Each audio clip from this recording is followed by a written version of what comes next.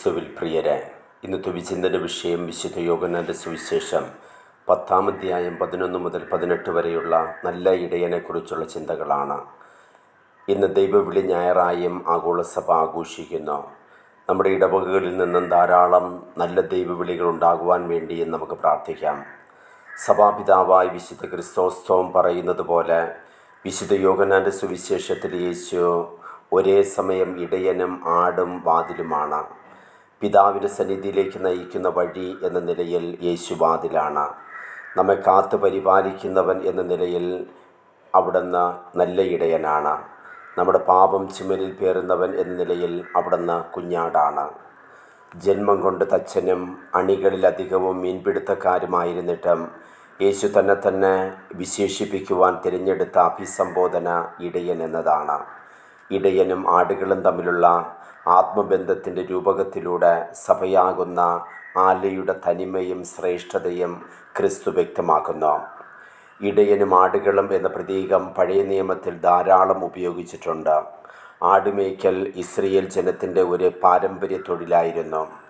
പൂർവ്വപിതാക്കന്മാരും പ്രവാചകന്മാരിൽ പലരും ഈ തൊഴിൽ ചെയ്ത് ജീവിച്ചവരായിരുന്നു. അവർ ഇടയന്മാരായിരുന്നു. അന്നത്തെ സാമൂഹിക കാഴ്ചപ്പാടിൽ ഇടയനും ആടുകളും തമ്മിലുള്ള അഗാധമായ ബന്ധവും പ്രതിബദ്ധതയും ഏവർക്കും സുവ്യക്തമായിരുന്നു. അജഗണത്തിലെ ആടുകളെ വ്യക്തിപരമായി അടുത്തറിയുന്ന നല്ല ഇടയൻ ആടുകൾക്ക് വേണ്ടി ജീവൻ അർപ്പിക്കുന്നവനാണെന്ന സത്യം ഏവർക്കും വ്യക്തമായിരുന്നു. ഈ പശ്ചാത്തലത്തിലാണ് യേശു തന്നെ നല്ല ഇടയൻ എന്ന് സ്വയം വിശേഷിപ്പിക്കുന്നതും ദൈവത്തിന് ഇസ്രായേൽ ജനതയോടുള്ള സ്നേഹവും ആഴവുമായ ബന്ധവുമാണ് നല്ല ഇടയൻ എന്ന ഉപമയിലൂടെ വ്യക്തമാക്കുന്നതും. കർത്താവിൻ്റെ ഇടയൻ എനിക്കൊന്നിനും കുറവുണ്ടാവുകയില്ല എന്ന 23-ാം സങ്കീർത്തനത്തിൽ നല്ല ഇടയൻ്റെ പൈതൃകമായ സംരക്ഷണത്തിലേക്ക് അത് വിരൽ ചൂണ്ടുന്നു. ഇസ്രായേലിൻ്റെ ദൈവമായ കർത്താവ് ദൈവജനത്തിൻ്റെ ഇടയനാണ്. യഹോവയായ ദൈവം തൻ്റെ ജനത്തിൻ്റെ ഇടയൻ രാജാവുമായി ദാവീദിനെ തിരഞ്ഞെടുത്തു എന്ന് 2 സാമുവേൽ 7-ാം അധ്യായത്തിൽ നാം വായിക്കുന്നു. ദാവീദിൻ്റെ വംശത്തിൽ പിറക്കുന്ന ക്രിസ്തു ജനത്തിൻ്റെ നല്ല ഇടയനായിരിക്കും. തൻ്റെ മരണത്തിലൂടെ ജനത്തിന് രക്ഷ നൽകുന്ന ഇടയനെപ്പറ്റി സഖറിയ പ്രവചിച്ചിട്ടുണ്ട്.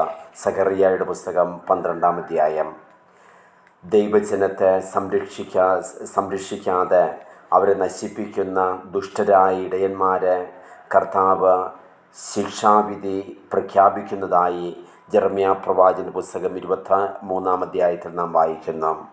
വിശുദ്ധ യോഹന്നാൻ്റെ സുവിശേഷം 10-ാം അധ്യായത്തിൽ പ്രതിപാദിക്കുന്ന നല്ല ഇടയൻ്റെ രൂപകത്തിന് എസെക്കിയേൽ പ്രവാചകന്റെ പുസ്തകം 34-ാം അധ്യായത്തിൽ വിവരിക്കുന്ന ഇസ്രായേലിൻ്റെ ഇടയന്മാരെക്കുറിച്ചുള്ള രൂപക കഥയോട് ഏറെ സാമ്യമുണ്ട്. ദൈവജനത്തെ ചൂഷണം ചെയ്യുകയും നശിപ്പിക്കുകയും ചെയ്യുന്ന ദുഷ്ടരും സ്വാർത്ഥരുമായ ഇടയന്മാർക്കെതിരെ ശക്തമായ താക്കീത് നൽകുന്നുണ്ട്. ഈ ദുഷ്ടരായ ഇടയന്മാരെ സ്ഥാനഭ്രഷ്ടരാക്കിയിട്ട് യഹോവയായ ദൈവം തന്നെ ദൈവജനത്തിൻ്റെ ഇടയനായിരിക്കുമെന്നും വ്യക്തമാക്കുന്നു. പഴയ നിയമത്തിലെ നല്ല ഇടയനായ യഹോവയുടെ സ്ഥാനത്ത് വിശുദ്ധ യോഹന്നാനിൽ യേശുവാണ് നല്ല ഇടയൻ എന്ന് വ്യക്തമാക്കുന്നു. നല്ല ഇടയൻ്റെ സവിശേഷതകൾ: ഒന്നാമതായി, നല്ല ഇടയൻ ആട്ടിൻ തൊഴുത്തിലേക്ക് നേർവഴിയിലൂടെ പ്രവേശിക്കുന്നു. രണ്ടാമതായി, നല്ല ഇടയൻ ആടുകളെ നല്ല മേച്ചിൽ സ്ഥലത്തേക്ക് നയിക്കുന്നു. ആടുകൾക്ക് ഭക്ഷണവും പരിചരണവും നൽകുന്നു. മൂന്നാമതായി, നല്ല ഇടയൻ ആടുകളെ പേര് ചൊല്ലി വിളിക്കുന്നു. ആടുകളുമായുള്ള വ്യക്തിബന്ധമാണ് ഇടയൻ്റെ മഹത്വം, അദ്ദേഹത്തിൻ്റെ ദൗത്യം. നാലാമതായി, നല്ല ഇടയൻ ആടുകൾക്ക് മുമ്പിൽ നടക്കുന്നു. ആടുകൾക്ക് നേർവഴി കാട്ടിക്കൊടുക്കുന്നു. അങ്ങനെ നല്ലൊരു മാർഗദർശിയും സംരക്ഷകനുമാണ് നല്ല ഇടയൻ. അഞ്ചാമതായി, നല്ല ഇടയൻ ആടുകൾക്ക് വേണ്ടി ജീവൻ അർപ്പിക്കുന്നു. പക്ഷപാതം ഇടയന് ഭൂഷണമല്ല, എല്ലാറ്റിനെയും ഒരുപോലെ കാണുന്നവനാണ് നല്ല ഇടയൻ. ഏഴാമതായി, നല്ല ഇടയൻ മുറിവേറ്റതിന് വച്ചുകെട്ടുന്നു, നടക്കാൻ കഴിയാത്തതിന് തോളിലേറ്റുന്നു. യേശു നല്ല ഇടയനും നാം അജഗണങ്ങളുമാണ്. നാം യേശുവിൻ്റെ സ്വരം തിരിച്ചറിഞ്ഞ് യേശുവിനെ അനുഗമിക്കണം. അപ്പോഴാണ് ഒരിടയനും അജഗണവുമെന്ന വസ്തുത യാഥാർത്ഥ്യമാകുന്നത്. യേശുവാണ് നല്ല ഇടയനും മാതൃക ഇടയനും. ആടുകൾക്ക് വേണ്ടി തൻ്റെ ജീവൻ പോലും സമർപ്പിക്കുന്നു എന്നതാണ് നല്ല ഇടയനായ യേശുവിൻ്റെ ഏറ്റവും വലിയ പ്രത്യേകത. ജനത്തെ നയിക്കുന്ന നേതാവിൻ്റെ പ്രതീകമാണ് ബൈബിളിലെ ഇടയൻ. ഒരു നല്ല നേതാവിനുണ്ടായിരിക്കേണ്ട ഗുണങ്ങൾ യേശുവിൽ ദൃശ്യമാണ്. പാർലമെൻറ്റ് ഇലക്ഷൻ സമീപിച്ചിരിക്കുന്ന ഈ സമയത്ത് ജനത്തെ നേരായ മാർഗത്തിൽ നയിക്കുന്ന നല്ല ഇടയന്മാരെ തിരഞ്ഞെടുക്കുവാൻ നാമും പ്രതിജ്ഞാബദ്ധരായി മാറണം. യേശു നല്ല ഇടയൻ എന്ന വചനം ശ്രവിച്ച് സഭയിലും കുടുംബത്തിലും സമൂഹത്തിലും ഉത്തമ ഇടയന്മാരായി മാറുവാനും നല്ല ഇടയനായ യേശുവിനെ അനുധാവനം ചെയ്യുവാനുള്ള കൃപയ്ക്കായും നമുക്ക് പ്രാർത്ഥിക്കാം. ദൈവം നമ്മെ അനുഗ്രഹിക്കട്ടെ.